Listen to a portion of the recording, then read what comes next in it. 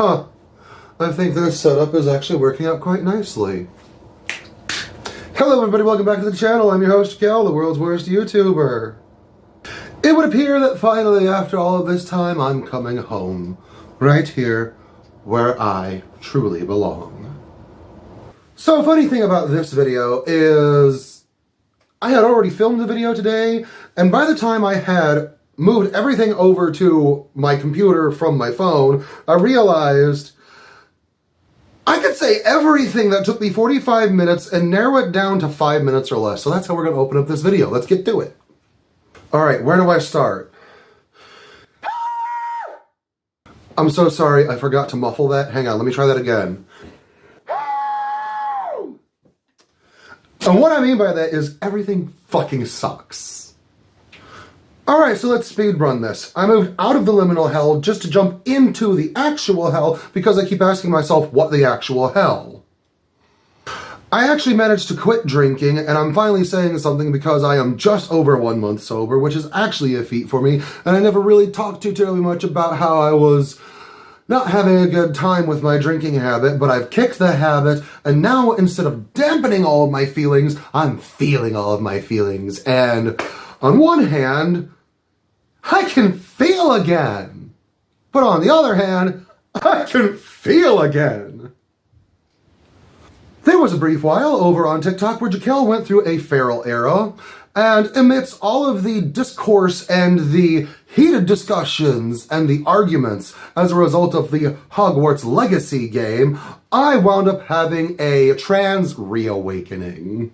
And for some reason, this put me in incredible elation while at the same time complete and total panic because I realized, hey, I am a fucking girl. Not quite a woman, definitely a girl. And my trans identity is confusing because my own identity as an alter in a DID system, who is a female alter, technically, has a lot to do with it. So that's complicated to say the least. However, I'm also looking around my apartment, specifically at my laundry, realizing those clothes don't fit, clothes don't fit. Oh, the same clothes that I wear over and over and over again are about to fall apart because they are the only clothes that don't necessarily bring me euphoria, but are comfortable enough to get by. And you know what? Sometimes getting by is fine,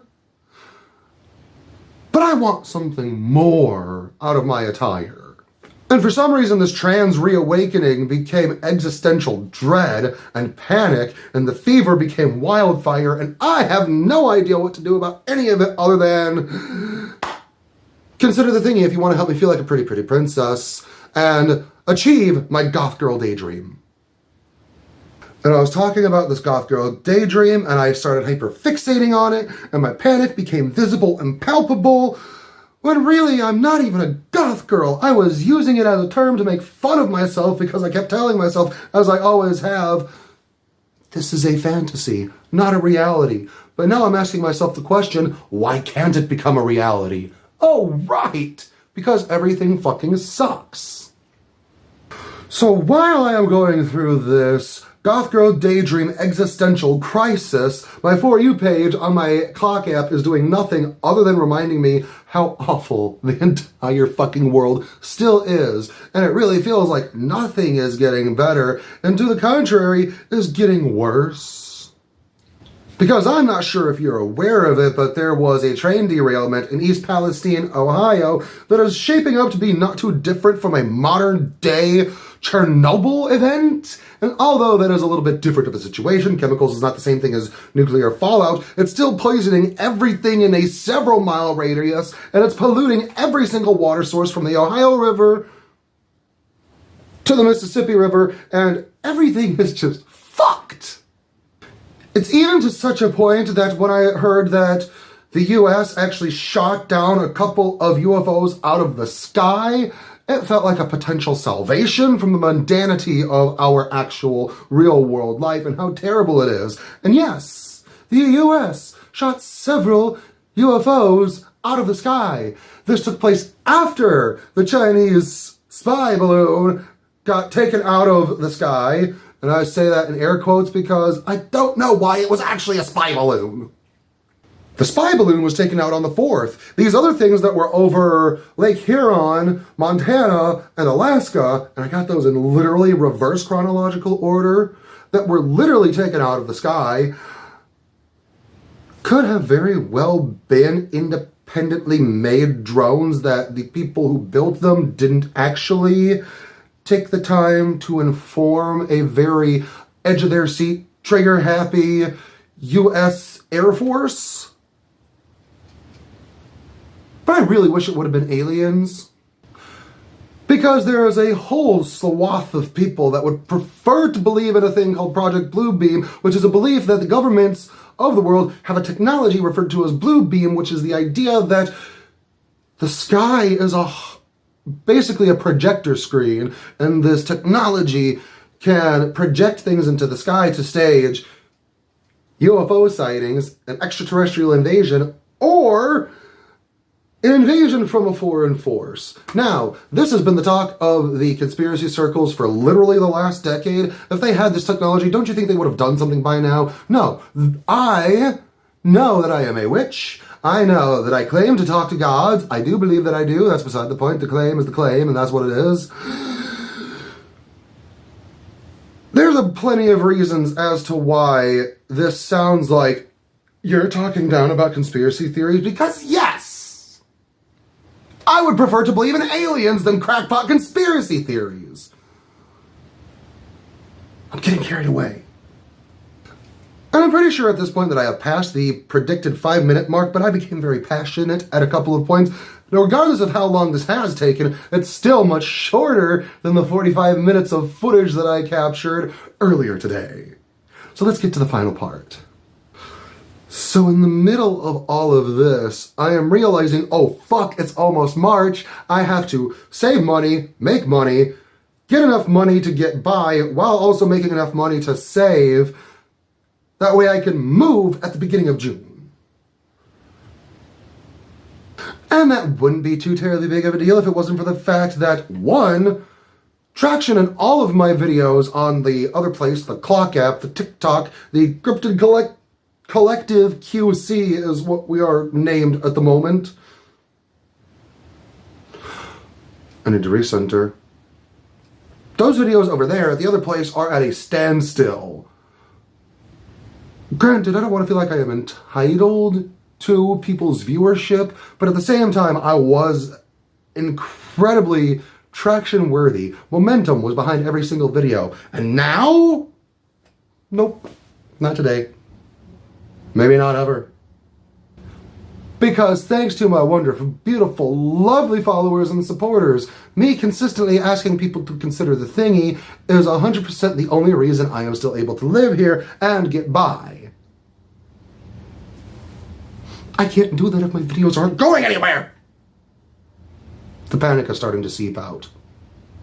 So now I am uploading, frantically, panicking, visibly more distressed, visibly more desperate as each video is uploaded, which is incredibly difficult for me to be able to enjoy anything I'm doing on TikTok. So now I'm back here, exactly where I always belonged. I believe it was July. I made a video on here that was a prelude to a homecoming. It's the end of February. Took us fucking long enough. So myself and the rest of my DID system, of which I am the host of, have decided to reprioritize and reallocate the mental effort to put forth into things that may become more, in the long run, lucrative and will be more substantial for our mental and emotional well-being.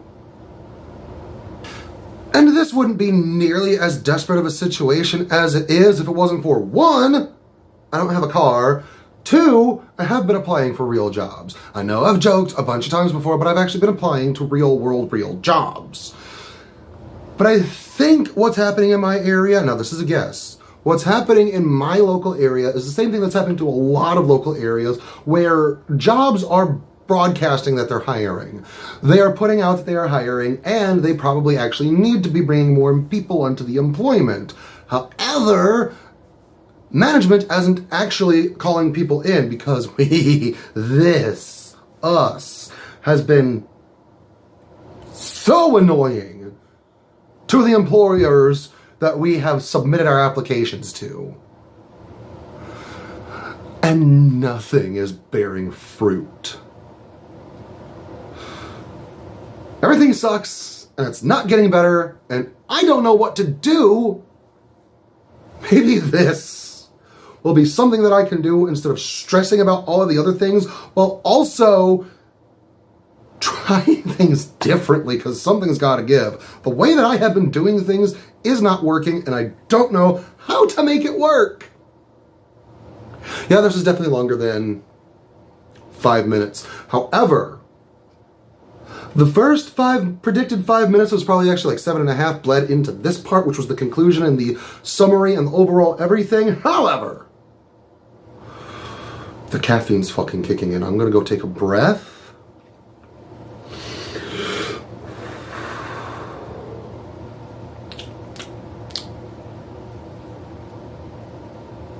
All right, break. Before moving on to the next portion of this video, the thing that's really heartbreaking to me about all of this is because things were kind of steady for a while, and then everything on my screen was reminding me how awful everything is.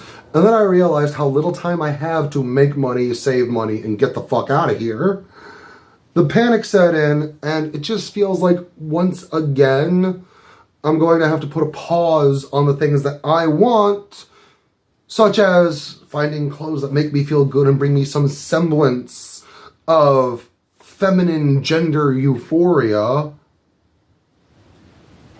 Then again, I don't want to give people the wrong idea because I'm like an alt girl that's like not quite a woman, and my gender's fucking weird. I don't want dresses and skirts. There's a lot to unpack there. Let's just move on. And now that I've got the chaos and the calamity out of the way, let's move on to bigger and better things. So, in light of talking about moving, I've been thinking about the last time I moved into this place. And there was a week where we had to move out of the other place, but we weren't able to move into this place.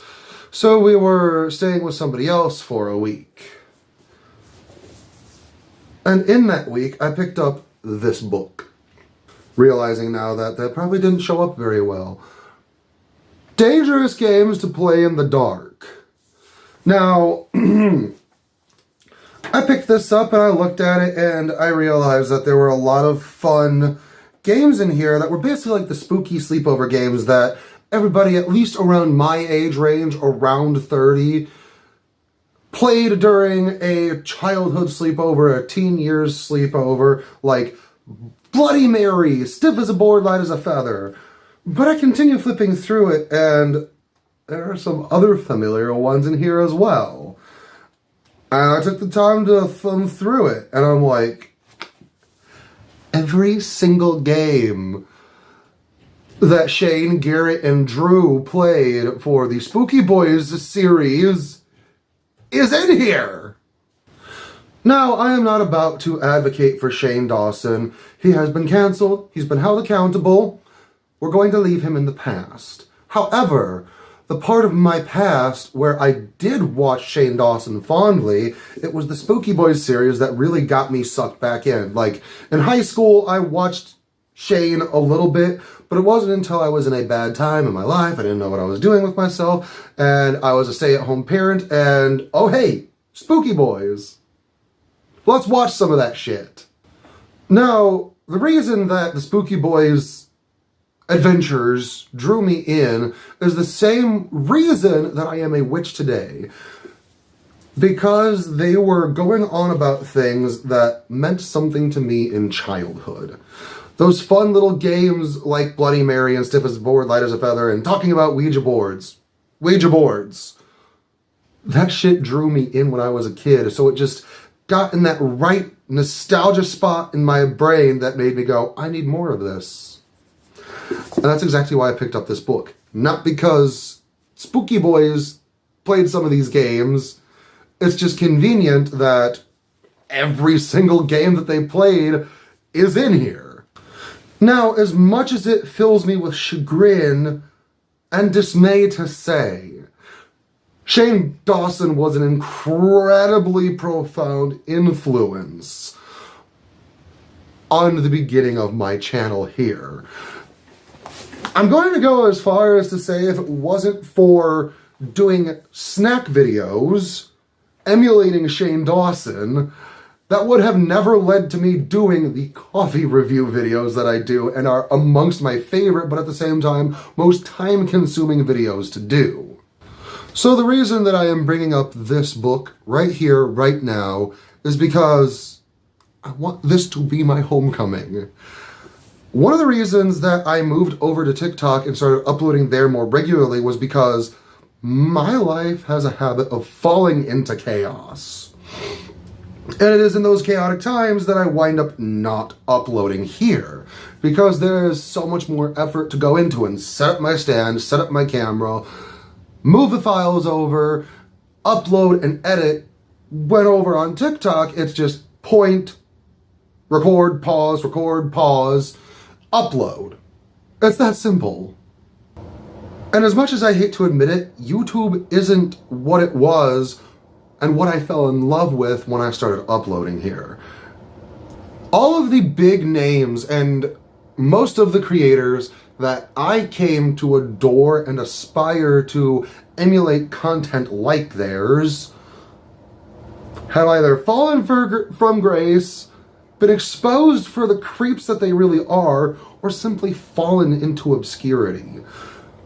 The world of YouTube that I really got into doesn't exist anymore. So it almost feels as if to make content like that would be to hold on to a relic. But you know what? I don't fucking care. I'm gonna do it anyway. Because that is the shit that I loved, and that is the shit that brought me passion to do stuff like. Some of my favorite videos that I have had quite the standstill in are my Jakel's Internet Adventures, formerly known as the Coffee Table Internet Adventures. Those were really the spooky themed videos that were heavily inspired by Mudahar, aka Some Ordinary Gamer, as well as my favorite podcast of all time, Last Podcast on the Left, because I wanted to go on these internet adventures and bring the audience with me while I was doing the research or had previously done the research and wanted to present it. But it also had all of the spooky themes that I loved and adored. So it felt like I was bringing life back into myself when I was doing those videos, because it brought me back to this. It brought me back to the things that got me into witchcraft. It got me back to the source of the things that made me me. And fucking hell, I'm done with witchcraft. I cannot stress enough that I am so exhausted by making witchcraft and spiritual inspired content. Something else in my memory lane, nostalgia induced fondness for life and the cracks in which I'm able to find it. I didn't set out to become a witch. I was studying demons and demonology. I was trying to study a wide variety of multiple different religions, but I always came back to these spooky and occult things. I am not a witch because I want to be a witch. I am a witch because I love spooky shit. So now I'm realizing that part of my disconnect and my discontent with the witchy community as a whole is because so many of the creators on the Witch Talk platform, it clicked with them and then they became. They saw, oh hey, there are people talking about witchcraft, I can become a witch. I've always wanted to be a witch. Or they didn't realize, you know, there's a myriad of reasons where Witch Talk may not have necessarily been their introduction into it, but was definitely the catalyst for it. Or there are others who are more of the more experienced variety, where they are from a family of witches, or they've been practicing for years and years and years, and then you got this fucking goober. When Dahlia was the host of our system, oftentimes Dahlia's in Headspace now. I'm still fronting, but she's here. When we were in high school, we would go to our brother's house, and oftentimes our weekends were spent in his basement, hanging out. We would be searching through forum sites, talking to people on MySpace, and just Mountain Dew fueled spooky neckbeardery bullshit. And we're just sitting there watching horror movies, playing loud rock and roll and heavy metal music, talking about vampires and ghosts and all of this shit. And this image is what we loved about it. Being online, talking about paranormal experiences on forum websites. And honestly, that energy is part of why we do still enjoy some of the witchy and occult spaces on TikTok and other internet abound. But we have this incredible disconnect at this point because we're realizing we don't want to continue making witchy themed content.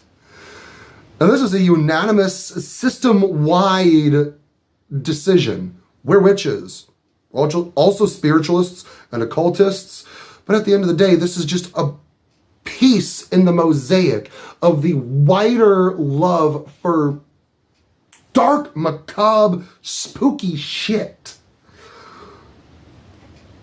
Witchcraft is a means to an end to be able to communicate with the spirits that we wanted to communicate with when we were sitting there as kids, reading ghost stories online and renting books from the library to consume that. So now we want to make that kind of content, now that others are consuming it. There's also another incredibly important piece missing from the puzzle of our social media presence, and that would be music. Aside from the dark, spooky bullshit, hard rock, heavy metal, all of the core subgenres, this has also been fuel to our fire as a system collectively throughout our entire lives. We got spooky shit and heavy music. Hell yeah, that's what it used to be all about. And that is the shit that's going to bring us passion, and that's the stuff that's going to bring meaning back into our lives. Because somewhere along the way, we got caught up in the social media stir craziness of everything, and with this witchcraft renaissance that has been happening, it's undeniable that this occult fever has taken hold of the pop culture zeitgeist, if you will. So in order to fit into this dynamic, to make content that would be palatable to this particular demographic, we wound up cutting away all of this other shit that meant something to us. And that's really what's been killing us. We have all of these worries, everything else still stands, we're panicked about moving, we're panicked about everything else. But I feel like we can do that stuff here. So not only in making more YouTube content are we changing things up and reprioritizing and reallocating mental effort, we're also just doing things that are more personally meaningful. Things that our entire system can get behind and just exist. And if everything is going to suck and everything's going to be awful and nothing's going to get better, at least we can do this. I almost started crying. I'm going to take a breath. Well, now that it's just myself again and not Ethan and Dahlia blended and it's just Ethan, host of the system, Yeah, that sums it up nicely. That's... not sure what else to say. I'm not sure what else to add. Yeah? Sums it up nicely. So on that note, I think we're going to wrap it up here, and we're going to call it a day. Because now my head hurts. This is the homecoming that we have been waiting for. Now that everything else is out of the way and we've sort of had accelerant poured onto the fire of our life, we're finally here. We're finally back. Let's get to going. Let's recenter.